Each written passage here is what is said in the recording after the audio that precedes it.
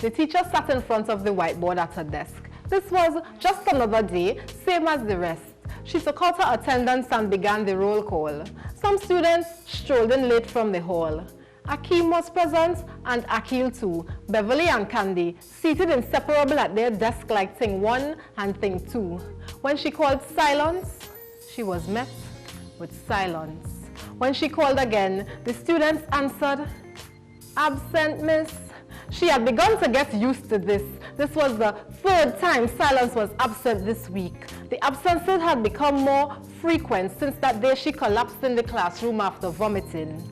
How can silence be heard when both her presence and absence mean the same thing? She never spoke anymore, and her silence was deafening, not since she told her mother about him, and she did nothing. She did no thing. Her voice didn't matter, not even to her mother. She had nothing more to say. She had learned to be silent anyway, for he told her that if she told, he would kill her. When she tried to tell Miss, she was dismissed. Miss didn't want to know. What you know can hurt you. Miss didn't want Silence's stepfather to silence her, so she refused to listen. Her pace always quickened when she tried to catch up to her. She was alone. Her mother lived in a bubble that nothing seemed to be able to penetrate. Yet, every time silence was penetrated, she hated herself. She hated her mother. She hated her father for leaving when he died in that accident. Daddy would never let this monster hurt her. No, she was Daddy's princess. Now she had become the sexual Cinderella of a Tobagonian sexual predator. They say 70% of young girls in Tobago will experience some form of sexual abuse or incest. Fact is, 70% of Tobagonians will argue that this is not true. 70% of us will say that those statistics are no use. But tell that to Silence when her stats are 100%. Tell it to her when her 14-year-old frame crumbles under the burden of this pregnancy. Her mother still does not believe her. She would take her to the drugstore just like she did 4 times before. This couldn't happen. She couldn't bear her mother's granddaughter, who would also be her sister. That would make him stepdaddy grandpa. So Silence bore her pain in silence, and the silence was deafening. The roll call moves on. Strongy was always present. He took the early bus to school because his mother knew the importance of an education and she didn't want him to grow up to be a drunken fool. Strongy was only in Form 2, yet he was 2 full years ahead of his class. It seemed he couldn't grasp. It seemed he couldn't pass. It wasn't that Strongy couldn't read or write well. It simply was that Strongy's life was hell and he couldn't focus. So he often came last in tests, but at co-curricular he was the best, so he still had some respect at recess. His mother couldn't look for a job, for his father would accuse her of being unfaithful. Yet he spent his money on alcohol, so they never had their belly full. So he taxed students their lunch money. He took away their stationery. He took particular offense to bright boy Johnny. He often slapped his face like he was his father. Not surprising, for his father often beat him like a goatskin drum. He told him he was dumb. He often did it when he was drunk. Alcohol had to be the worst thing ever created. He hated himself for hating the man that he thought he would never have hated. Never did he expect to be so bitter, so consumed by anger. His anger was ignited as easily as a 3 plumes matches. His emotions always on edge, as if his heart was standing on the corner of life and death and ready to jump. At school, you couldn't watch him. He felt those who looked could see right through him and expose his story, he feared. So he dealt with those who dared to let their eyes meet his. He felt that they would give the answer to his pain like a multiple choice quiz. He never let the windows of his soul be penetrated by just anybody, so he kept his head down. He was the class clown. He was the disrespectful sportsman. He was the football champion. But if they could only see through these issues, they'd realize that this bully really needed a tissue. He suffered from misuse. This was child abuse. Yet, This was his life. He was liked by everyone except those he picked on, those who lived in constant fear of his fist. They feared his naughty list more than Santa's, for he often brought presents of black eyes and bruised ribs and sarcastic remarks with embarrassment in front of the entire school. If he didn't think that you were cool, then no one else did. He was the opinion of the majority, yet unable to form the correct opinion of himself. At home, he felt like nobody. He was dying slowly. It's not only the victim that needs help. There are so many stories behind a bully. The roll call moves on. Then there was the Hot Steppers crew. 5 girls who defied every school rule. They wore hoop earrings and thick band gold chains. They wore black shoes when the color was white. They wore white powder up to their chin. They always wore a grin, and they constantly picked on Smalley, the thin, dark girl. They scoffed at her school feeding. For their car, men had endless supplies of Subway and chicken, finger licking good. They had several reasons not to like her. She was quiet like a mouse. She lived in an old board house. Really, they didn't have to have a reason for this hate. You see, several times they attacked her outside of the school gate. They had safety in their numbers, and she, a predetermined fate. Several hospital attendants' records for bust head, bust lip, black eye, bruised ribs. The wait for the maxi now became a task, but yesterday was the last. Smalley couldn't take it anymore. Her mother often complained to the principal. It didn't happen on the school compound, they said. No, the principal was calling her mother. There had been a fight. A girl was almost dead. Smalley was at the Scarborough police station. Mama's chocolate face turned white. The police called her. Mama had looked all morning for the kitchen knife, and now it made sense. Her baby was made out to be a monster. She was labeled the aggressor. $25,000 bail for attempted murder. Life is often not fair. Smalley is now behind bars. The world doesn't see her old scars. Another student absent for the roll call. And then there's you and me, turning a blind eye to the ills going on in Tobago society, not wanting to get involved because of the things people might say about we. But Tobago will only be as good as we make it. Tobago will decline as far as we let it. It's time for us to recognize that we hold the key to unlock the issues facing our society. It's time for Tobagonians to stand up. It's time for Tobagonians to speak out. It's time for us to put on our Gideon boots and khaki suits. Don't let the majority control mute you. You can be a citizen for change.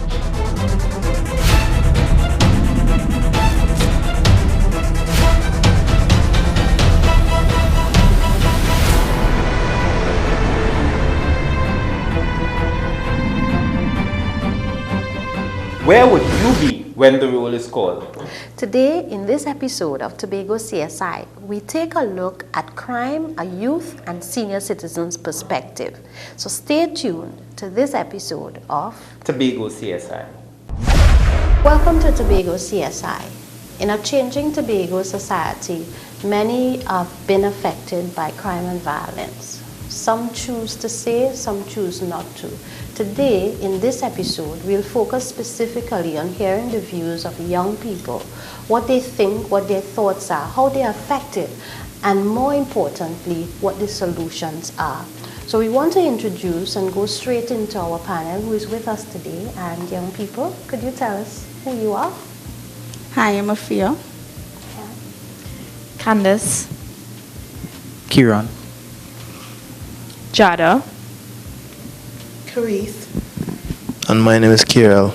Oh, well, so welcome to Tobago CSI. Today we are talking about crime and violence in Tobago specifically, maybe for our viewers to better understand how it's affecting young people. So are young people concerned about crime and violence? Do they talk about crime? I think they do, but in what context? I believe they sort of, they more or less glamorize it instead of take it as something serious or something to be concerned about. That's just in my view. Are young people concerned about crime and violence? Is it something that they talk about? The concerns, I think, as I was saying earlier, they don't, to me, they sort of glamorize it, because if you look at the schools and the young people, how they fight, and instead of trying to resolve, or even if, for some instances, you may have adults and police officers at present, and they continue, carrying on as though it's nobody's business. So in my view, I think they glamorize it, and it's not really much of a concern. Okay, that's interesting. So, Carice, could you probably clarify for us, what are some of the things young people say when they do talk about crime and violence, and how do they feel? I feel like young people, we are at a point that we see crime on TV is becoming commonplace to us. So when I would think that the older folk would be like, somebody gets shot and it would be a major deal. For us, it's like, well, somebody gets shot. Somebody always getting shot. Somebody getting shot on TV. Somebody getting shot, on PlayStation. It is what we see every day on TV. And when it actually does happen, it isn't like, it is a blow, but it isn't a major blow that it would have been probably 10, 20, 30 years ago. Okay. So you're saying it has become normal? It is not normal. It is just that we have become desensitized to the issue. Right. So it will still be, it's criminal activity, and we should be afraid, and we probably may get hurt if we're caught in the middle. But we know that in this present day and time that the world is changing. And I think because of social media in general, and what occurs around us, we have grown to accept the fact, and it is just commonplace.